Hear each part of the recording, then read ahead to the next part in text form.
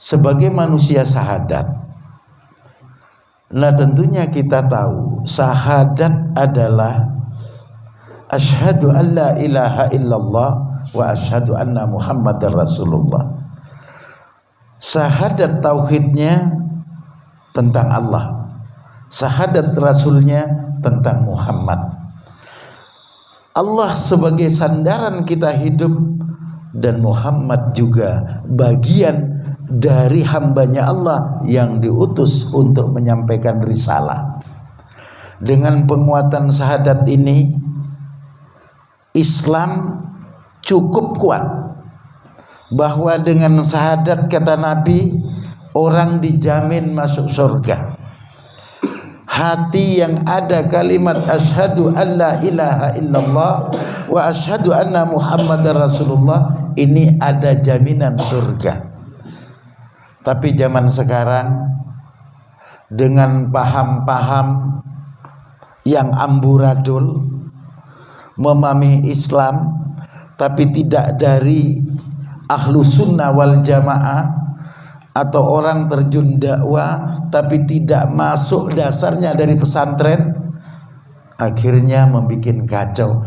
Orang-orang yang membaca syahadat kadang-kadang dikafirkan, kadang-kadang dibid'ahkan, kadang-kadang dimusyrikkan.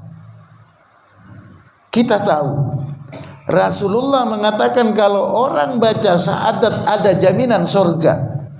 Tapi manusia cekutruk mengatakan kafir, musyrik dan sebagainya. Nah, ini kita kembali. Kalau kita mengenal Allah, sandaran kita adalah Allah, manusia tentunya sadar diri. Nah, kita yang kaya misalnya, sebagaimana curhat, ada teman tadi curhat bahwa kita kaya, ini juga rezeki anugerah Allah. Kalau kita sadar bahwa rezeki ini adalah pemberian Allah, kita mungkin memandang orang lain tidak sebelah mata. Kita memandang orang tidak dengan membusungkan dada. Karena apa? Kaya miskin adalah takaran. Mungkin di gelas, mungkin gelas ada di depan saya ini, ada yang besar, ada yang kecil. Anugerah Allah ibaratnya air hujan. Kalau kita memang bagian gelasnya kecil, yang orang lain gelasnya besar, begitu ada hujan turun dari langit, yang gelas kecil tetap dapatnya segitu, yang gelas besar tentunya sesuai dengan gelasnya. Artinya soal rezeki ini sudah bagiannya masing-masing. Persoalan kita mendekat, persoalan kita ziarah ke ulama, itu penambah barokah. Kalau gelas kecil dengan ada barokah kebaikan-kebaikannya, tentunya air gelasnya ini kan meleleh terus semakin banyak. Rezeki besar, kaya, tidak ada kenal dengan ulama, kurang sodako, pelit dengan tetangga, bikin orang susah, kurang ajar dengan orang lain.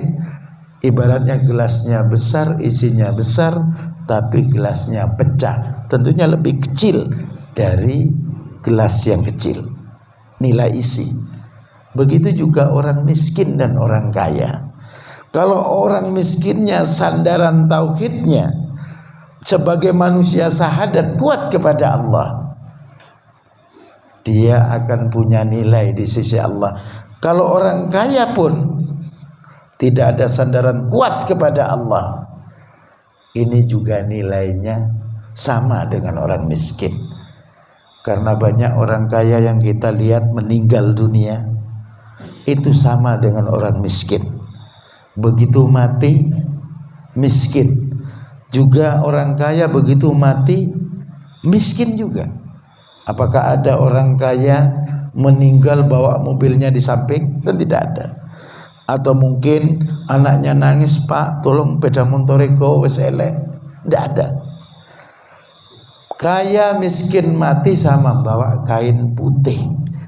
Yang kaya bawa kain putih, Yang miskin nggak mungkin dibungkus kayak lemper, kan nggak mungkin. Nggak mungkin akan bergaya menghinakan malaikat, tidak. Tetap sama kain putih, sama kain putih. Lalu yang akan disombongkan apa? Yang dipakai untuk membusungkan dada, merendahkan orang miskin, merendahkan martabatnya orang melarat, kan tidak ada. Nah, ini pentingnya. Ini tauhid kita kepada Allah adalah sandaran. Ini yang saya sebut judulnya adalah manusia syahadat. Sandaran kepada Allah harus kuat. Fungsinya doa adalah memberi berkah. Makanya kita dianjurkan untuk banyak istighfar, karena kita ini mengaku salah kepada Allah. Apakah sholat kita yang rutin, yang aktif berjamaah mampu membalas nikmat Allah? Tidak bisa. Walaupun sudah istighfarnya singkat 1 juta tiap malam, karena bacaannya par kan cepet ya. Kalau astagfirullahaladzim panjang. Ini tidak akan mampu dan sanggup menyeimbangkan dengan nilai apa yang diberikan Allah kepada kita. Dilihat dari rambut saja tumbuh. Sampean punya rambut sendiri, kalau memang sampean cerdas, hebat, hitung rambutnya sekarang, tidak akan mampu. Hitung rambutnya satu-satu, walaupun pakai kaca 10, nggak akan mampu, paling lupa. Setelah 1000 lupa lagi. Rambut aja kita. Kalau kumis kalau tebel ya iso dihitung. Kumisnya cuma 3 ekor, ya bisa. Apalagi punya jenggot 3 biji, ini bisa dihitung. Tapi kalau banyak, ini baru nikmat-nikmat yang diberikan Allah. Rambut, bulu rambut, di bawah hidung kumis, ini jenggot, bulu dada, terus sampai ke bawah. Ini nikmat. Kalau dihitung tetangga ditempeleng. Apalagi yang di bawah udel, ini kan tidak boleh dihitung. Ini tentunya adalah merupakan nikmat. Kalau kita sadar bahwa sandaran itu Allah, akan kuat. Di sini pentingnya kita mohon ampun kepada Allah, karena kita ini manusia syahadat, sandaran kepada Allah kuat, dosa banyak. Tidak boleh membanggakan diri. Sebutan kiai, sebutan ustadz, ini dunia. Saya katakan, jangan terlalu bangga. Saya seorang kiai, disebut kiai bangga, disebut ustadz bangga, disebut apa saja bangga, tidak. Karena ada hubungan murid dan guru, tergantung sebutannya sesuai dengan budaya. Karena saudara kandung, maka disebut kakak atau adik. Karena itu bapak kita, maka disebut bapak. Ini adalah bahasa budaya dunia. Di akhirat pertanyaannya cuma marabbuka, siapa Tuhanmu? Tidak ada malaikat permisi Pak Kiai, kecuali memang orang yang dekat dengan Allah, super. Nah, kalau kita ngaku-ngaku Kang, permisi Kang, aku apa takut, tidak ada malaikat begitu. Karena kualitas kita, iman kita ini tentunya dibuktikan dengan amalia kita di dunia, dari lisan kita, hati kita, perbuatan kita. Nah, makanya hati-hati kalau kita saat ngobrol, duduk bersama, kelupaan ngomong, ngerasani tonggo teman, subhanakallahumma wa bihamdika astaghfiruka wa atubu ilaik. Kita baca doa biar diam, atau baca sholawat yang banyak sebagai penjamin pengganti, atau baca kulhu falak anas versinya Imam As-Sadili. Nah, ini tujuannya supaya dosa tidak nyantol. Kemudian ini adalah syahadat tauhid tentang Allah dan nikmat dan sebagainya. Baru berbicara nikmat di badan kita, sudah kita tidak mampu menghitungnya. Belum lagi bulu yang ada di dalam, bulu hidung. Siapa yang sanggup coba pakai kaca hitung bulu hidung? Apa kira-kira ndak kayak di swab? Wah, penggainan nih. Ketemu dokter langsung diponis kena virus, baru akan ngitung bulu hidung. Ini adalah nikmat luar biasa. Makanya kita bersyukur kondisi sehat, dapat nikmat dari Allah Subhanahu wa taala. Belum lagi makan, belum lagi gigi yang merotol satu persatu. Ini menunjukkan bahwa kita ada masanya. Ada batas usia yang nanti kita kembali, asal dari tanah kembali ke tanah. Ini kita harus memperkuat diri dengan amanat yang diberikan Allah adalah innalillah wa inna ilaihi rajiun. Kita sekarang kepada Rasulullah. Yang kedua syahadatkan Rasulullah Muhammad. Kita kenal Allah dari siapa? Tentunya dari Rasulullah. Itu belum cukup. Kita kenal Rasulullah dari siapa? Dari sahabat. Kita kenal sahabat dari siapa? Dari tabi'in. Kenal tabi'in dari tabi'in. Kenal tabi'in dari ulama. Kenal kita dari ulama. Kenal ulama maksudnya tentunya harus punya guru. Kalau orang tidak punya guru, yang nggak akan kenal dengan ulama, dengan orang yang takut kepada Allah. Makanya kadang-kadang kalau diajak ziarah, diajak silaturahmi lah kalau bahasa kita. Yang penting kan saya berdoa dari rumah, tawassul nyambung. Lek yang tawassul tembus langit nggak masalah. Ziarah itu penting. Kata Nabi, man zaru aliman faka'annama zaroni. Barang siapa ziarah kepada orang alim, maka seakan-akan ziarah kepadaku, kata Nabi. Orang datang kepada orang alim di mana saja, itu seakan-akan ziarah kepada Nabi. Man safaha aliman faka'annama safahani. Barang siapa salaman dengan orang alim, maka seakan-akan salaman dengan aku, kata Nabi. Nah ini pahalanya.